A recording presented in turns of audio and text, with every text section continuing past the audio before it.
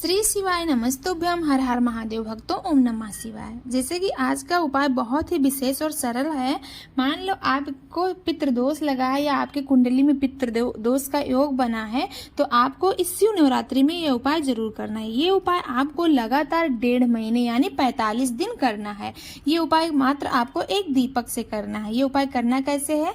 आप लोग अपने घर में शिवलिंग की पूजा करते होंगे, पूजा आरती करते होंगे, कंकड़ संकड़ तो होंगे आपके घर में।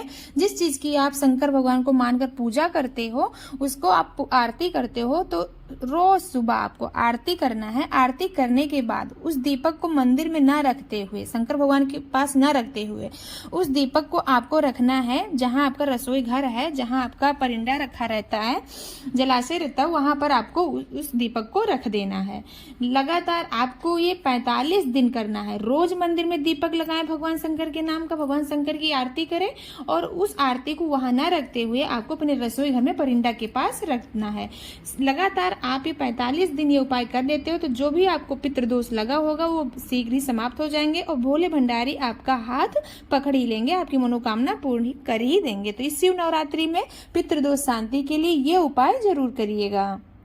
अगला उपाय, मान लो आपके घर में कला कलेश मचा रहता है, आपस में अनबन रहता है, या सास बहू में लड़ाई होती रहती है, पति पत्नी में लड़ाई होती रहती है, तो इस शिव नवरात्रि में ये उपाय जरूर करिएगा। मतलब ये जो महाशिवरात्रि आने वाली है 8 मार्च को, 8 मार्च के अंदर ही अंदर ये उपाय आपको करना है। क्या करना है?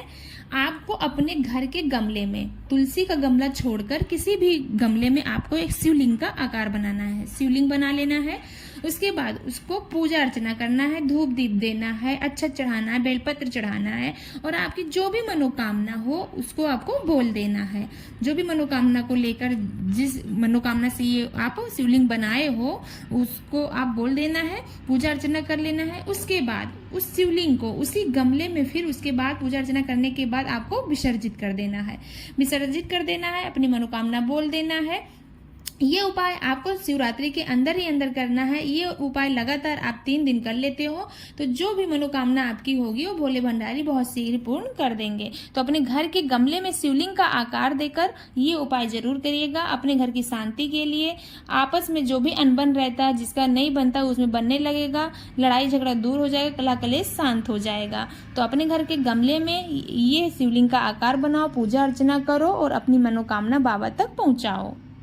ये उपाय आप किसी भी दिन किसी भी समय कर सकते हो, कोई इसका समय निश्चित नहीं किए हैं। पंडित जी ने बताया कि अगर घर की शांति चाहते हो तो ये कभी भी ये उपाय कर सकते हो। और जिस तरीके से आपको पूजा करना आता हो, जल चढ़ाओ, धूप दीप दो, भोग लगाओ, अक्षत चढ़ाओ, बेलपत्र चढ़ाओ, जिस तरीके से, जिस श्रद्धा से, जिस भाव से आप भगवान शंकर को बुलाना चाहते हो वैसे आप बुला लीजिए और अपनी मनोकामना बाबा तक पहुंचा दीजिए। जिस तरीके से आप पूजा कर सकते हो उस तरीके से पूजा करिए।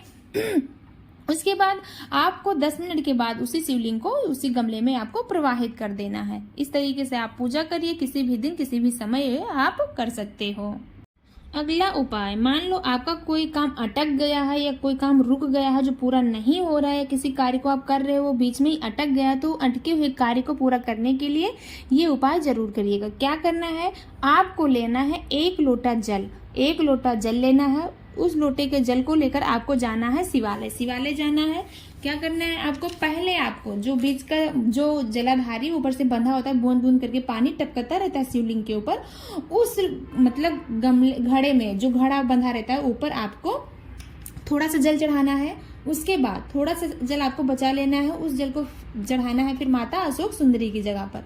माता अशोक सुंदरी की जगह पर चढ़ाने के बाद आपको जो जल बचा है लोटे में, उस पूरे जल को आपको शिवलिंग के ऊपर एक धारा में करते हुए ओम नमः शिवाय मंत्र का जाप करते हुए पूरा जल चढ़ा देना है। और जो भी आपका अटका हुआ कार्य है जो पूरा नहीं हो रहा है वो बाबा से बोल देना है और बाबा आपकी मनोकामना महाशिवरात्रि के अंदर ही अंदर पूरा कर देंगे। तो अटके हुए कार्य को पूरा करने के लिए आपको मात्र 1 लोटा जल लेकर जाना है शिवालय और इन 3 जगहों पर आपको चढ़ा देना है। चढ़ाने के बाद अपनी मनोकामना बाबा तक रखना है, बाबा से बोलना है और पूरा जल आपको शिवलिंग के ऊपर समर्पित कर देना है। तो आपकी मनोकामना बहुत शीघ्र बाबा पूर्ण कर देंगे। अगला उपाय जो कि आपको मात्र 1 बेलपत्र और 7 लोटे जल से करना है। क्या करना है?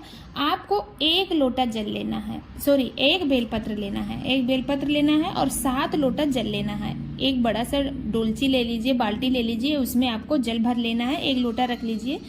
उस जल को और एक बेलपत्री को आपको लेकर जाना है शिवालय। शिवालय जाना है। जो आप बेलपत्र लेकर गए हो उस बेलपत्र को आपको माता अशोक सुंदरी की जगह पर आपको समर्पित कर देना है। समर्पित कर देना है। उसके बाद आपको वहां से उस बेलपत्र को प्राप्त कर लेना, यानी उठा लेना है। उठा लेना है। फिर उसी बेलपत्र को आपको शिवलिंग के ऊपर समर्पित करना है। ध्यान रखना, डंडी का भाग जलाधारी के तरफ ही होना चाहिए।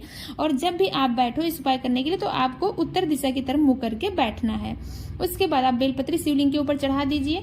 फिर उसके बाद आपको क्या करना है, उसी बेलपत्र के ऊपर एक लोटा जल चढ़ाइए, श्री शिवाय नमस्तुभ्यम बोलिए। फिर दूसरे लोटा जल चढ़ाइए, श्री शिवाय नमस्तुभ्यम बोलिए। तीसरा लोटा जल चढ़ाइए, श्री शिवाय नमस्तुभ्यम बोलिए। ऐसे आपको 7 लोटा जल चढ़ाना है। 7 बार श्री शिवाय नमस्तुभ्यम का मंत्र का जाप करना है। उसके बाद क्या करना है, उस बेलपत्र को आपको उठाकर लेकर आना है अपने घर। अपने घर ले आना है, उस बेलपत्र को ले आना है। उसके बाद उस बेलपत्र को आपको किसी भी चालीसा के अंदर रख देना है। किसी भी चालीसा के अंदर रख देना है। उस बेलपत्री को आपको लगातार 11 दिन रखे रहने देना है या 21 दिन रखे रहना देना है। 21 दिन रखा रहता है। उसके बाद उस बेलपत्र को आपको किसी भी बहते हुए जल में प्रवाहित कर देना है। नदी में या तालाब में किसी भी आपको उस बेलपत्र को प्रवाहित कर देना है। और जो भी आपकी मनोकामना है, जिस मनोकामना को लेकर ये उपाय किए हो, वो मनोकामना आपकी बहुत शीघ्र भोले बाबा पूर्ण कर देंगे। ध्यान रखना, ये उपाय आपको शिवरात्रि के अंदर तक ही करना है। शेष कुछ ही दिन बचे हैं शिवरात्रि को, तो ये उपाय जरूर करिएगा और अपनी मन की कामना जरूर पूर्ण कीजिएगा। तो ये कुछ विशेष उपाय थे जो कि गुरुजी पंडित जी द्वारा बताया गया है। आप लोगों को उपाय समझ में आया हो, थोड़ा भी अच्छा लगा हो तो वीडियो को लाइक कर दीजिए, चैनल को सब्सक्राइब कर दीजिए। कमेंट में श्री शिवाय नमस्तुभ्यम हर हर महादेव जरूर लिखिएगा। ओम नमः शिवाय भक्तों।